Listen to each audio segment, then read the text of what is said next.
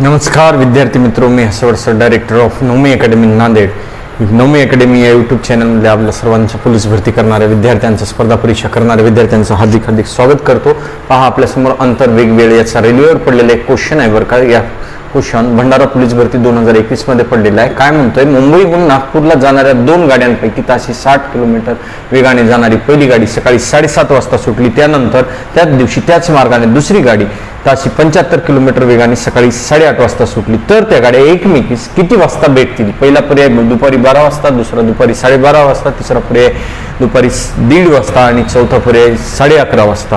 तर पाहू याचं कशा पद्धतीने करायचं. असा क्वेश्चन केव्हाही पडला तर या ठिकाणी बघायचं गाड्यांची दिशा कशी आहे. त्याच मार्गाने, याचा अर्थ यांची दिशा समान आहे. दिशा समान आहे तर वेगांची वजाबाकी बघायची. 60 किलोमीटर प्रति तास हा वेग आहे आणि दुसरा 75, म्हणजे यांची वजाबाकी कितीची येईल? 15 किलोमीटर प्रति तास ही वेग येईल बरं का तुमचा. मग आपल्याला कळलं पाहिजे वेगांची वजाबाकी घेतली. यामध्ये पहिली गाडी 7:30 वाजता सुटली, दुसरी 8:30 वाजता सुटलेली आहे. तर याचा अर्थ 1 तास पहिली गाडी पळत होती. पहिल्या गाडीचा वेग आहे 60चा.